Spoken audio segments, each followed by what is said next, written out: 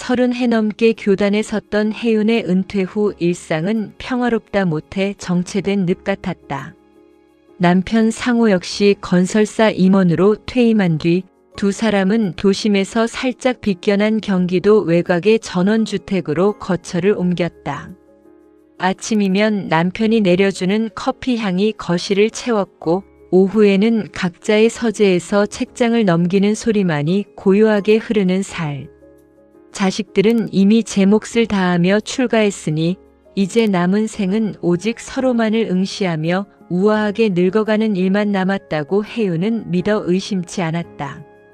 그날은 유난히 안개가 짙게 내려앉은 아침이었다. 혜윤은 남편이 샤워하러 들어간 사이 거실 소파 위에 놓인 그의 외투를 정리하려다 멈칫했다. 짙은 감색 코트의 깃부분에 아주 작은 그러나 선명한 핏방울 같은 것이 튀어 있었기 때문이었다. 그것은 피가 아니었다.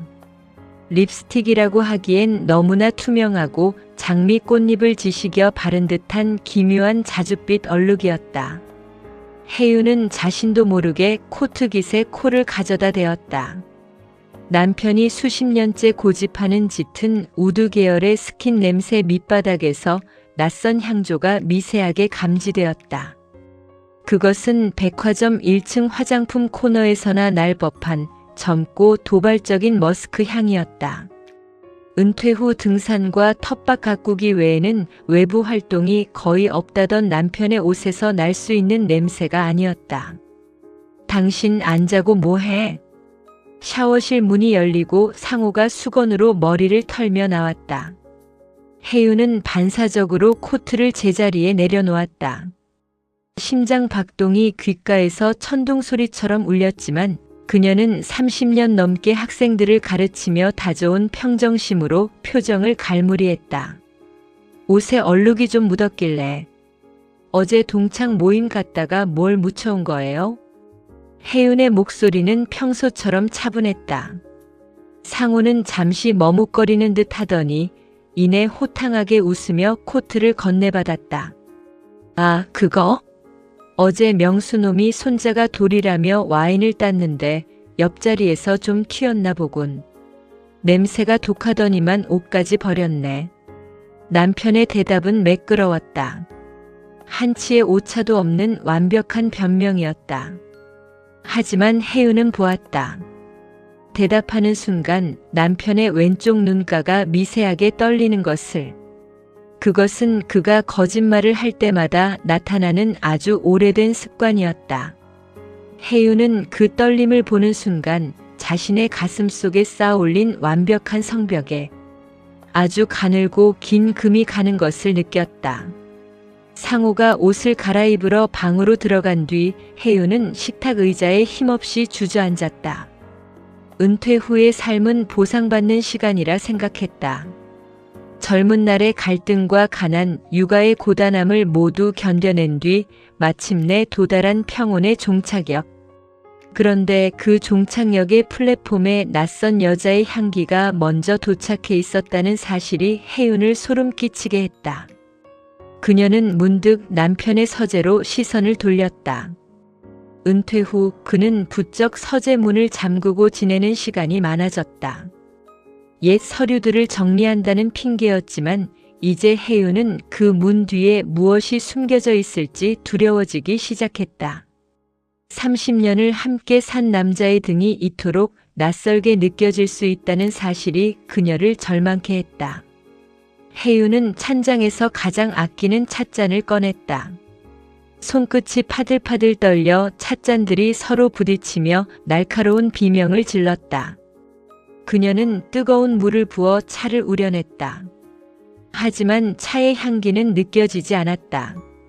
오직 남편의 코트깃에서 나던 그 도발적인 자줏빛 향기만이 머릿속을 헤집고 다녔다. 나 잠시 나갔다 올게. 박 전무가 골프 연습장에 좀 나오라고 하네. 상호가 화사한 바람막이를 걸치고 나오며 말했다. 평소라면 잘 다녀오라며 옷매무새를 만져주었을 혜윤이었지만 이번에는 그저 고개만 까닥였다. 남편이 현관문을 닫고 나가는 소리가 들리자 혜윤은 곧장 그의 서재로 향했다. 문은 잠겨 있었다. 혜윤은 주방 서랍 깊숙한 곳에서 비상용 열쇠를 꺼냈다. 한 번도 써본 적 없는 열쇠가 자물쇠 안에서 뻑뻑하게 돌아갔다. 딸칵 소리와 함께 문이 열리자 남편이 그토록 아끼던 정갈한 서재의 공기가 혜윤을 덮쳤다. 책장에는 경영 서적과 인문학 책들이 질서 정연하게 꽂혀 있었고 책상 위에는 만년필 한 자루가 놓여 있었다.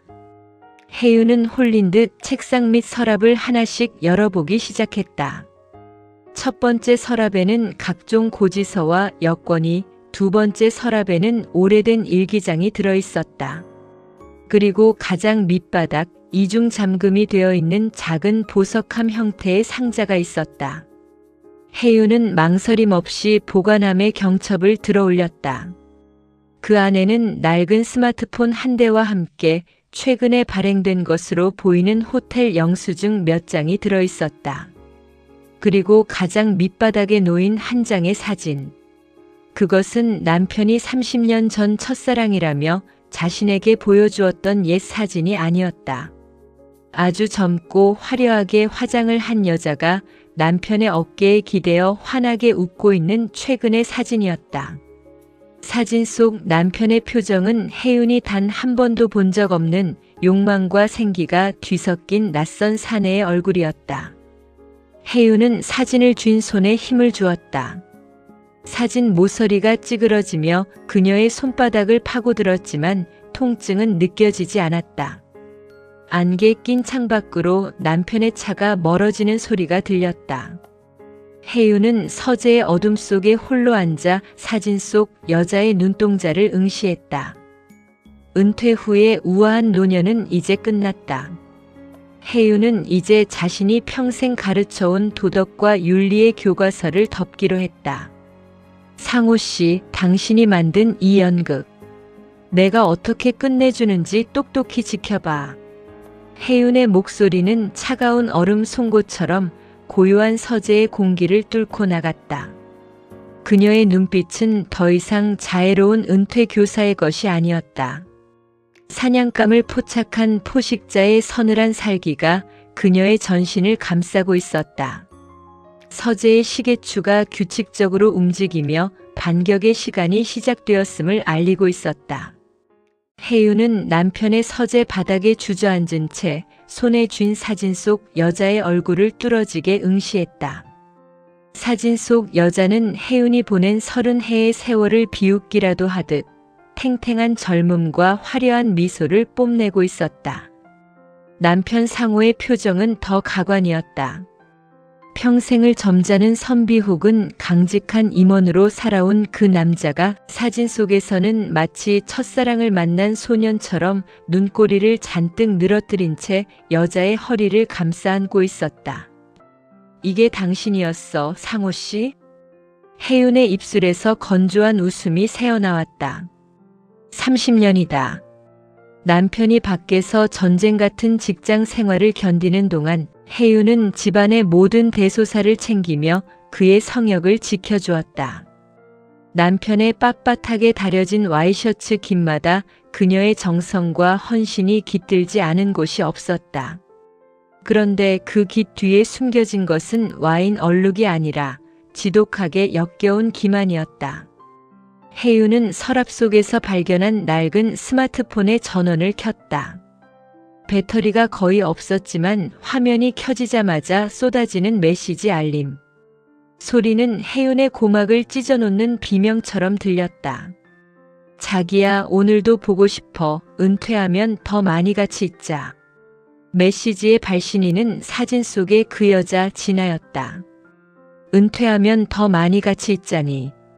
상호가 은퇴를 앞두고 이제 우리 둘만의 시간을 보내자며 전원주택으로의 이사를 제안했던 그 달콤한 말들이 사실은 혜윤과의 노년을 위해서가 아니라 이 젊은 여자와의 도피처를 만들기 위한 밑그림이었음을 깨닫는 순간 혜윤은 구역질이 올라왔다.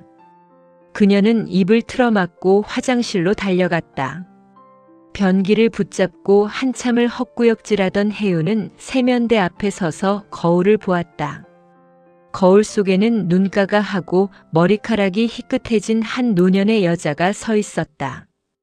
평생을 바르고 정직하게 살려고 애썼던 은퇴 교사의 모습은 온데간데없고 배신감에 몸을 떠는 초라한 패배자만 남아 있었다.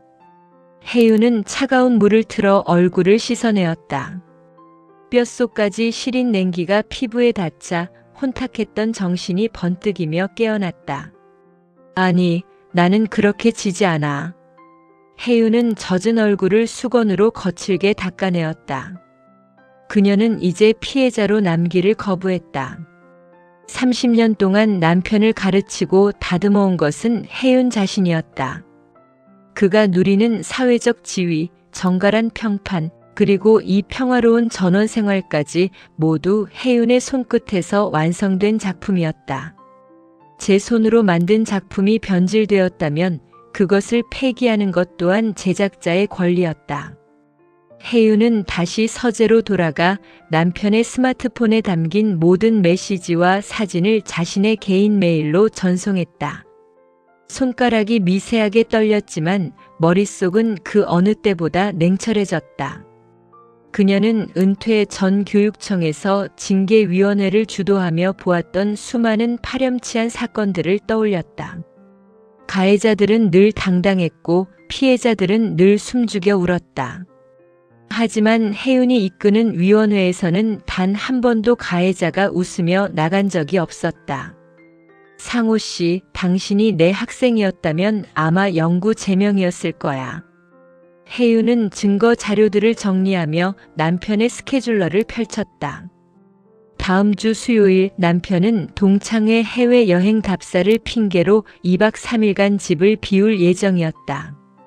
사진 속 여자의 SNS를 추적하자 아니나 다를까 같은 날짜에 제주의 한 고급 리조트 예약 화면이 캡처되어 있었다. 혜윤은 책상 위에 놓인 남편의 만년필을 집어들었다. 그가 승진할 때마다 혜윤이 선물했던 그의 이름이 각인된 고가의 펜이었다. 그녀는 펜 끝을 어루만지며 서늘한 미소를 지었다. 남편은 자신이 파놓은 함정에 혜윤이 걸려들었다고 믿겠지만 진짜 사냥은 이제부터였다. 그녀는 곧바로 휴대전화를 들어 은퇴한 제자 중 한 명인 변호사에게 전화를 걸었다. 응, 나다. 혜윤 선생님이야. 부탁할 게 하나 있는데 아주 은밀하고도 확실하게 서류 하나를 준비해야 할 것 같구나. 통화를 마친 혜윤은 서재를 나오며 문을 다시 정교하게 잠갔다. 모든 것은 제자리에 있었고 남편이 돌아왔을 때 의심할 만한 단서는 하나도 남기지 않았다.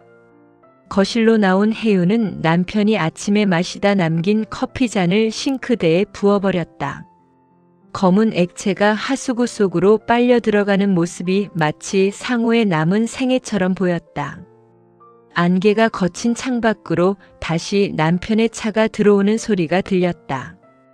골프 연습을 마치고 돌아온 그의 얼굴에는 여전히 위선적인 미소가 걸려 있을 것이다. 혜윤은 부엌 조리대 위에 놓인 앞치마를 다시 둘렀다. 그리고 냉장고에서 신선한 채소들을 꺼내 칼질을 시작했다. 탁탁탁탁. 도마를 때리는 칼소리가 경쾌하면서도 서늘하게 거실을 채웠다. 그것은 단지 저녁 찬거리를 준비하는 소리가 아니었다. 상호라는 남자가 쌓아온 가짜 삶을 조각조각 해체하는 집행자의 서곡이었다. 다녀왔어? 오늘따라 안개가 심하더라고. 현관문을 열고 들어오는 상호의 목소리에 혜윤은 고개를 돌리지 않고 대답했다. 그러게요. 안개가 너무 짙어서 앞이 하나도 안 보였는데 이제야 좀 선명해지네요. 당신도 그렇죠? 혜윤의 물음에 상호는 잠시 움찔했지만 이내 허허 웃으며 그녀의 어깨를 감싸주었다.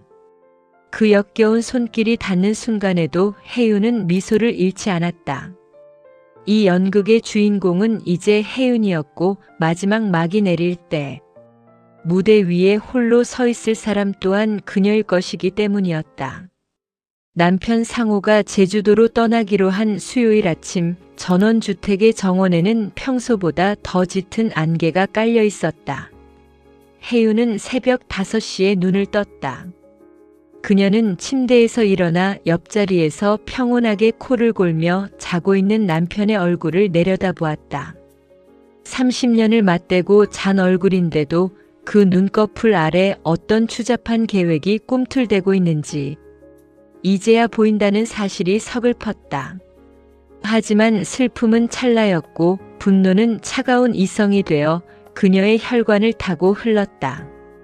혜윤은 주방으로 내려가 남편이 가장 좋아하는 북엇국을 끓였다. 도마 위에서 파가 썰리는 소리가 오늘따라 단호했다. 그녀는 평소보다 더 정성스럽게 수저를 놓고 정갈한 밑반찬들을 꺼냈다.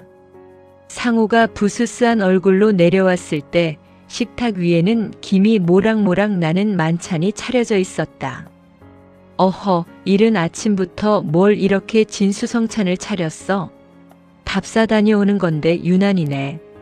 상호는 미안한 기색 하나 없이 숟가락을 들었다. 혜윤은 그의 맞은편에 앉아 차를 마시며 그의 목울대가 움직이는 모양을 관찰했다. 저 입으로 여행지에 도착하자마자 그 여자에게 달콤한 말을 속삭이겠지.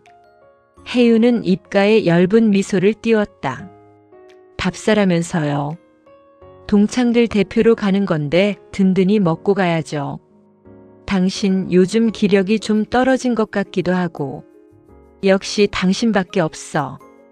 2박 3일 금방이야. 일요일 저녁엔 맛있는 거 사들고 올게.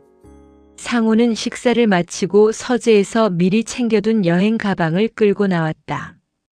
가방 안에는 혜윤이 모르는 화려한 셔츠와 향수가 들어있을 터였다. 상호가 현관문 앞에서 신발끈을 묶을 때 혜윤은 거실 구석에 놓인 작은 종이 가방 하나를 건넸다. 이게 뭐야? 비행기에서 먹을 간식이랑 당신 서재에 있길래 챙겨 넣은 가방이에요. 답사 가서 메모할 일 많을 것 같아서 당신이 아끼는 수첩이랑 펜도 넣었어요. 상호는 의심 없이 종이 가방을 받아들었다. 허허, 꼼꼼하기도 하지. 잘 다녀올게. 남편의 차가 정원을 빠져나갈 때까지 혜윤은 현관 앞에 서서 손을 흔들었다. 차 뒷모습이 안개 속으로 완전히 사라지는 순간 혜윤의 팔이 힘없이 떨어졌다. 동시에 그녀의 눈빛은 얼음장처럼 차갑게 변했다. 그녀가 건넨 가방 안에는 간식만 들어있는 것이 아니었다. 상호가 제주도 리조트에 도착해 가방을 열었을 때 가장 먼저 보게 될 것은 혜윤이 정성스럽게 출력한 이혼 합의서와 그가 지수와 주고받았던 노골적인 메시지들이 담긴 서류 뭉치였다. 그리고 그 서류들의 마지막 페이지에는 혜윤이 지수를 향해 쓴 나직한 편지도 동봉되어 있었다. 내 남편의 사회적 명예와 재산을 전부 반납한 뒤에도 그를 사랑할 수 있는지 지켜보겠다는 선전포고였다. 하지만 혜윤의 계획은 거기서 끝이 아니었다. 그녀는 거실로 들어와 전화를 걸었다. 어제 연락했던 변호사 제자였다. 응, 나다. 그 사람 방금 출발했어. 제주 리조트 예약 명단이랑 사진 찍어준 자료들 지금 바로 상호 씨네 회사 단톡방이랑 동창회 커뮤니티에 올려주겠니? 아, 물론 발신인은 익명으로 처리하고.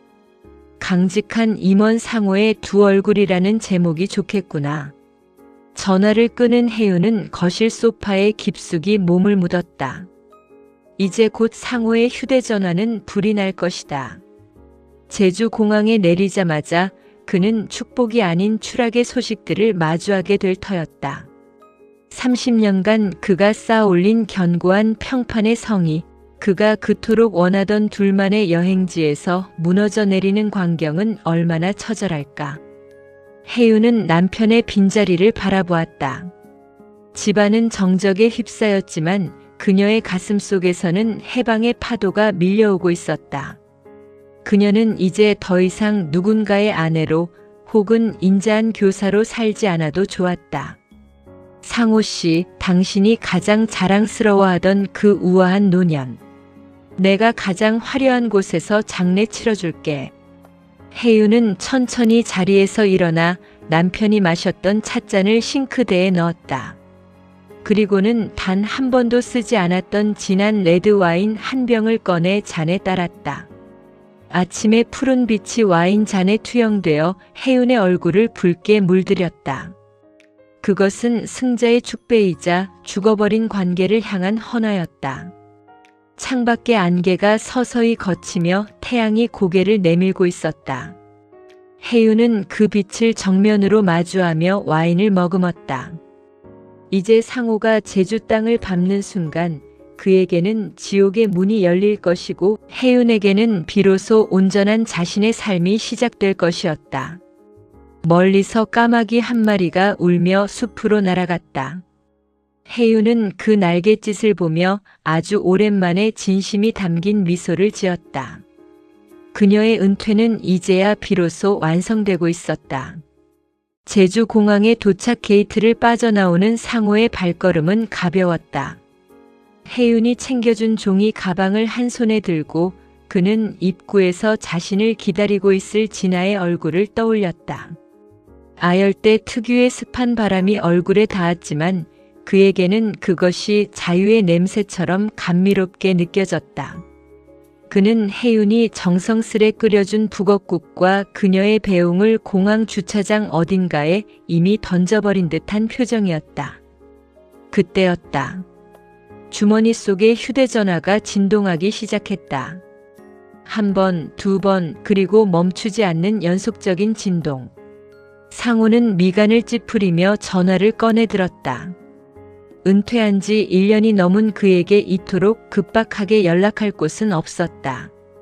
화면에는 과거 그가 몸담았던 회사의 직속 후배인 김 부장의 이름이 떠 있었다. 김 부장.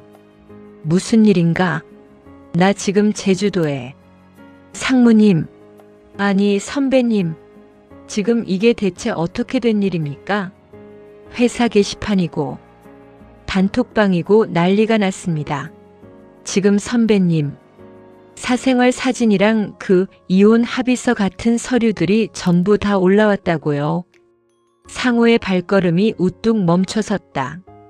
주변을 지나가는 여행객들의 웃음소리가 마치 멀리서 들리는 환청처럼 아득해졌다. 김 부장의 목소리는 당혹감을 넘어 경악으로 가득 차 있었다. 상호는 떨리는 손으로 메신저 앱을 열었다. 단 1초였다.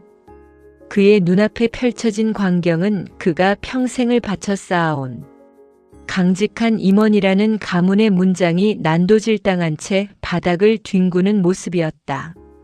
진아와 함께 찍었던 사진들, 차마 입에 담지 못할 노골적인 대화들, 그리고 무엇보다 혜윤의 정갈한 필체로 작성된 이혼 합의서가 선명한 화질로 온 천하에 공개되어 있었다. 이게 왜? 상호는 숨을 쉴 수가 없었다. 심장이 갈비뼈를 뚫고 나올 듯 요동쳤다. 그는 반사적으로 혜윤이 들려보낸 종이 가방을 열었다. 간식 더미 아래 혜윤이 말했던 수첩과 펜 대신 묵직한 서류 뭉치가 손에 잡혔다. 그것은 단톡방에 올라온 것과 토시 하나 틀리지 않은 원본이었다. 서류의 마지막 장 혜윤이 지수를 향해 썼다는 편지. 위에는 상호의 만년필로 꾹꾹 눌러 쓴 듯한 문장이 적혀 있었다. 상호 씨, 당신이 가장 사랑하는 명예라는 옷을 벗겨두었으니 이제 그 여자와 발가벗은 채로 행복해봐. 상호의 손에서 종이 가방이 힘없이 떨어졌다. 가방 안에 들어있던 과자와 음료수들이 차가운 아스팔트 바닥으로 쏟아져 내렸다. 그는 주변을 둘러보았다. 공항을 오가는 수많은 사람이 모두 자신을 손가락질하며 비웃는 것 같은 착각이 들었다. 아니, 착각이 아니었다. 이미 그의 동창회 단톡방에서도 제명이 논의되고 있다는 알림이 쉴 새 없이 울려 퍼지고 있었다. 그 순간 멀리서 환하게 웃으며 손을 흔드는 진아의 모습이 보였다. 그녀는 아직 아무것도 모르는 듯 상호의 파멸 위로 눈부신 햇살을 받으며 걸어오고 있었다. 상호는 그녀를 향해 달려가고 싶었지만 발이 바닥에 붙어버린 듯 움직이지 않았다. 같은 시각 경기도 외곽의 고요한 집. 혜윤은 거실 창가에 앉아 차를 마시고 있었다. 집안은 남편의 코 가리는 소리도 위선적인 웃음소리도 없이 완벽한 평온을 되찾아 있었다. 그녀의 앞에는 상호의 서재에서 가져온 낡은 앨범이 펼쳐져 있었다. 혜윤은 상호와 결혼하던 날의 사진을 손가락으로 천천히 훑었다. 상호 씨, 이제 알겠어? 당신이 나를 속인 건 3년이지만 내가 당신을 만든 건 30년이었다는 걸. 혜윤은 찻잔을 내려놓고 가위 한 자루를 집어들었다. 그리고 아주 느릿하게 앨범 속 상호의 얼굴만을 정교하게 오려내기 시작했다. 종이가 잘리는 서걱거리는 소리가 거실의 침묵을 기분 좋게 갈랐다. 오려낸 남편의 얼굴 조각들은 식탁 위 쓰레기통으로 소리 없이 낙하했다. 그녀는 다시 전화를 들어 변호사에게 말했다. 이제 됐어. 그 사람이 제주에서 돌아올 곳은 집이 아니라 법원이라는 걸 확실히 인지시켜줘. 그리고 우리 집 현관 비밀번호 지금 당장 바꿔야겠구나. 혜윤은 전화를 끊고 자리에서 일어나 창밖을 보았다. 안개는 완전히 걷혔고 정원에는 이름 모를 들꽃들이 제 마음대로 고개를 들고 있었다. 그녀는 이제 더 이상 누군가를 가르치지도 누군가의 뒷바라지를 하지도 않을 것이다. 제주공항 한복판에서 절규하고 있을 남편의 비명은 이곳까지 들리지 않았다. 혜윤은 오직 자신의 심장 소리에만 귀를 기울였다. 그 어느 때보다 규칙적이고 단단하게 뛰는 생의 박동이었다. 혜윤은 아주 천천히 그리고 우아하게 거실의 커튼을 닫았다. 무대 위에서 추악한 배우를 몰아낸 주인공의 가장 완벽한 막 내림이었다. 제주의 태양은 잔인하리만큼 눈부셨으나 상호에게는 그 빛조차 날카로운 바늘이 되어 온몸을 찔러대는 것 같았다. 리조트로 향하는 택시 안에서 그는 연신 터져나오는 비속어와 울분 섞인 한숨을 삼켰다. 곁에 앉은 진아는 이미 사태를 파악한 듯 서늘하게 식은 눈으로 창밖만 응시하고 있었다. 그녀에게 상호는 이제 능력 있는 은퇴 임원이 아니라 온 세상의 치부가 드러난 추잡한 노인일 뿐이었다. 자기야, 일단 내 말 좀 들어봐. 이건 뭔가 오해가. 상호의 비굴한 손길이 진아의 어깨에 닿으려 할 때 그녀는 마치 오물이 닿은 듯 몸을 사르르 피했다. 상호 씨, 우리 여기까지인가 봐요. 그쪽 사모님 정말 무서운 분이시네. 당신한테 남은 게 이제 뭐가 있죠? 명예도 돈도 가족도 다 날아갔는데. 진아는 공항 근처 길가에서 차를 세우게 한 뒤 미련 없이 내려버렸다.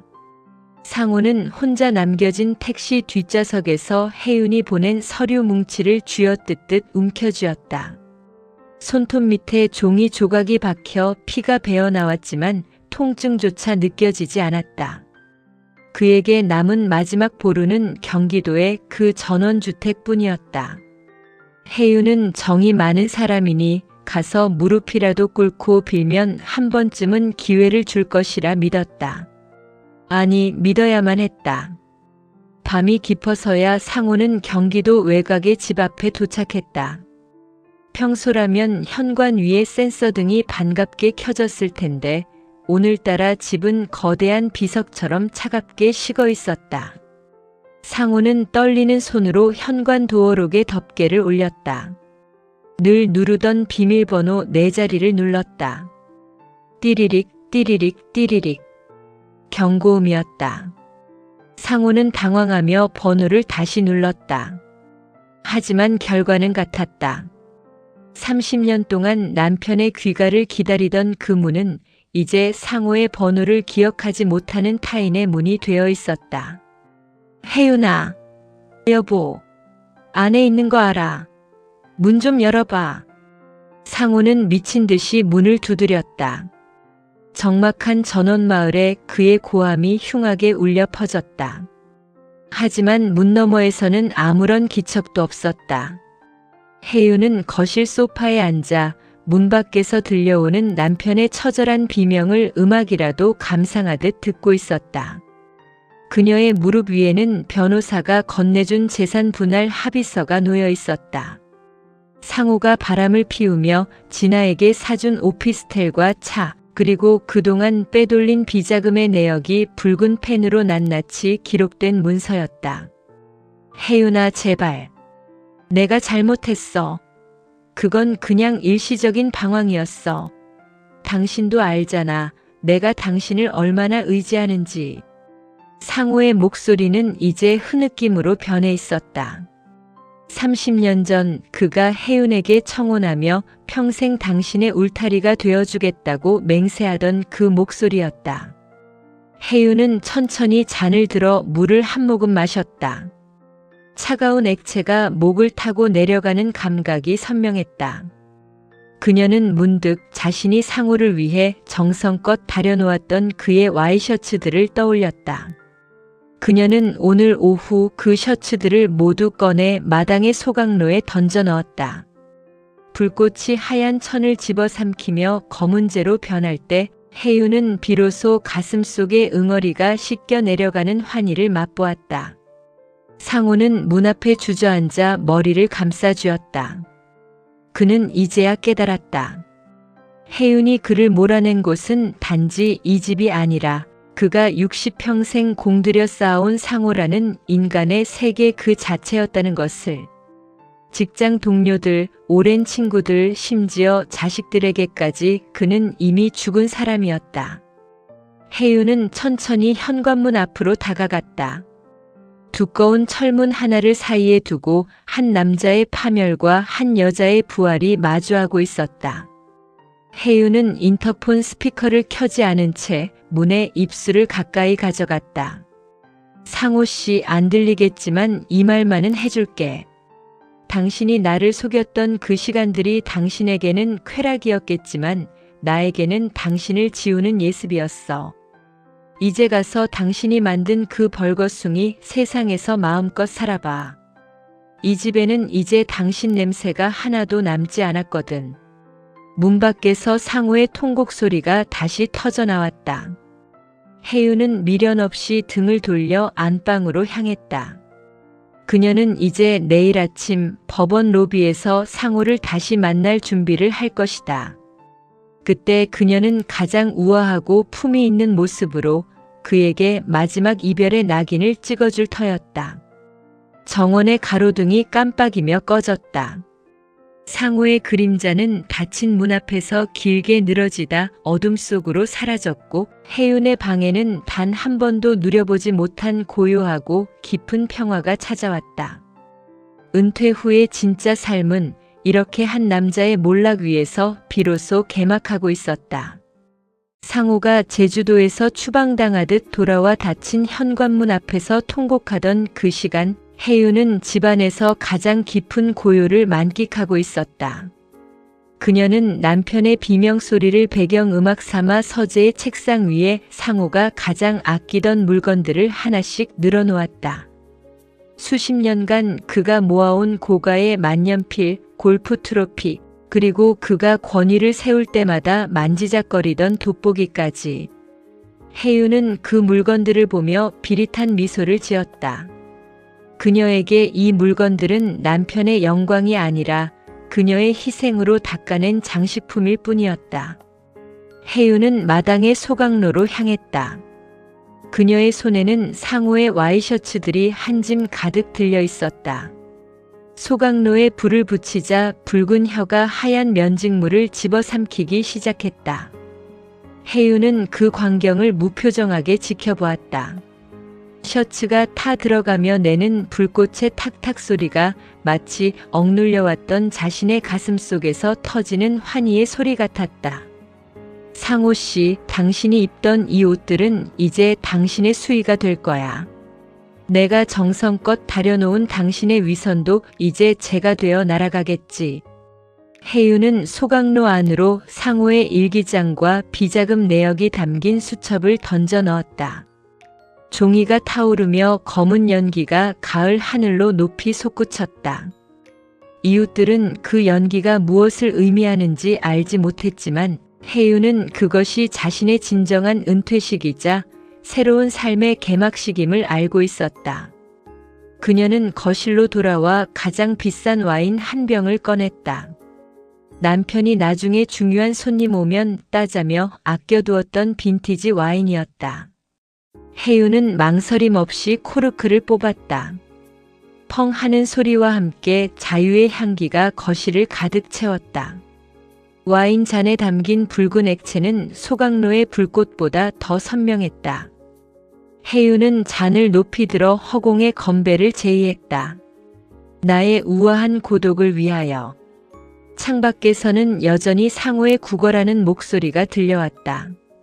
문을 열어달라는, 한 번만 용서해달라는 비굴한 외침들. 하지만 혜윤에게 그 소리는 이제 멀리서 들려오는 이름 모를 짐승의 울음소리보다도 무의미했다. 그녀는 인터폰의 전원을 아예 꺼버렸다. 집안은 이제 완벽한 무음의 요새가 되었다. 그녀는 소파에 깊숙이 몸을 묻고 상호가 서재에서 가져온 앨범을 다시 펼쳤다. 그리고 가위를 들었다. 그녀는 사진 속에서 웃고 있는 상호의 얼굴만을 아주 정교하게 오려내기 시작했다.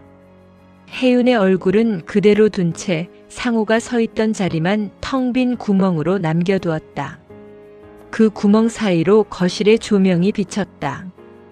혜윤은 그 빈자리가 마음에 들었다. 자신의 옆자리는 원래부터 이렇게 비어 있었어야 했다는 생각이 들었다. 그녀는 오려낸 상호의 얼굴들을 모아 와인잔 옆에 쌓아두었다. 그것은 승전보를 울린 장수가 적장의 수급을 모아놓은 것처럼 기이하고도 장엄한 광경이었다. 밤이 깊어지자 혜윤은 안방으로 향했다. 그녀는 상호의 베개를 치우고 넓은 침대의 정중앙에 누웠다. 30년 만에 처음으로 누구의 코 가리는 소리도 누구의 잠버릇도 신경 쓰지 않아도 되는 밤이었다. 혜윤은 천천히 눈을 감았다. 창밖의 상호는 이제 지쳐서 벽에 기댄 채 떨고 있을 것이다. 하지만 혜윤의 방은 온기가 가득했고 그녀의 꿈은 그 어느 때보다 선명하고 아름다운 보랏빛으로 물들기 시작했다. 은퇴 후의 삶은 이렇게 한 남자의 완전한 파멸 위에서 여왕의 귀환으로 완성되고 있었다. 혜윤은 미소 지으며 깊은 잠에 빠져들었다. 내일 아침 그녀는 세상에서 가장 눈부신 햇살을 맞이하며 혼자만의 아침 식사를 준비할 것이다. 상호의 자리는 더 이상 이 집 어디에도 없었다. 새벽 안개가 자욱하게 깔린 현관문 밖, 상호는 더 이상 소리내어 울 기운조차 남아있지 않았다. 밤새 문고리를 붙잡고 애걸하던 그의 손가락은 감각을 잃어버린 채 하얗게 질려 있었고 혜윤이 정성껏 다려주었던 명품 슈트는 이슬에 젖어 걸레처럼 구겨져 있었다. 그는 복도 바닥에 웅크린 채 자신이 평생 나의 집이라 믿었던 철문 위로 비치는 자신의 초라한 그림자를 응시했다. 그것은 한때 위풍당당했던 대기업 임원의 모습이 아니라 갈 곳을 잃고 길 위에서 죽어가는 늙은 짐승의 형상이었다. 하지만 상호에게 닥친 진정한 지옥은 이제 막 시작되고 있었다. 해가 뜨기 시작하자 그의 휴대전화는 비명을 지르듯 끊임없이 진동하기 시작했다. 그것은 혜윤이 밤사이 치밀하게 설계해 놓은 파멸의 부비 트랩들이 하나씩 터지는 소리였다. 첫 번째 폭발은 그의 전 직장이었다. 혜윤은 상호가 은퇴 직전까지 법인카드를 유용해 진아와 호텔을 드나들었던 영수증 내역과 거래처에 압력을 넣어 진아의 부친에게 일감을 몰아주었던 비리. 증거들을 회사의 감사팀과 이사회 전원에게 이메일로 발송했다. 혜윤의 제자였던 로펌 변호사의 검수를 거친 그 서류들은 반박의 여지가 없는 완벽한 유죄 판결문이었다. 상호가 평생을 바쳐 쌓아 올린 청렴한 임원이라는 명예는 단 몇 장의 PDF 파일 속에서 갈갈이 찢겨나갔다. 두 번째 폭발은 그가 가장 아끼던 자식들이었다. 혜윤은 아이들에게 분노를 강요하지 않았다. 그저 상호가 진아에게 보냈던 그 구역질 나는 연서들과 아이들의 학비까지 빼돌려 진아의 오피스텔 보증금을 보태려 했던 금융거래 내역을 조용히 보여주었을 뿐이다. 아빠를 우상처럼 숭배했던 아들은 당신은 더 이상 내 아버지가 아니다라는 짧은 문자와 함께 상호의 번호를 영구 차단했고 딸은 아예 해외로 떠날 준비를 하며 그의 존재를 자신의 인생에서 삭제해버렸다. 상호에게 남은 것은 이제 혈연이라는 껍데기조차 없는 완벽한 고립이었다. 상호는 떨리는 손으로 진아에게 전화를 걸었다. 이제 그에게 남은 구명보트는 그녀뿐이었다.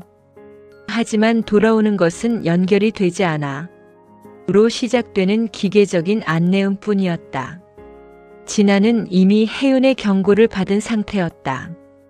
혜윤은 진아에게 상호가 빼돌린 돈이 모두 혜윤의 명의로 된 공동자산임을 입증하며 이를 반환하지 않을 시 민형사상 소송을 제기하겠다는 내용 증명을 보냈다. 철저하게 계산적인 진아에게 알거지가 된 늙은 상호는 더 이상 매력적인 연인이 아니라 자신의 인생을 갉아먹을 오물에 불과했다. 그녀는 상호가 사준 차와 가방을 챙겨 이미 다른 도시로 잠적한 뒤였다. 어디서부터 잘못된 거지? 내가 뭘 그렇게 잘못했다고? 상호는 텅 빈 아파트 복도에서 허공을 향해 물었다. 하지만 그 질문에 답해주는 이는 아무도 없었다.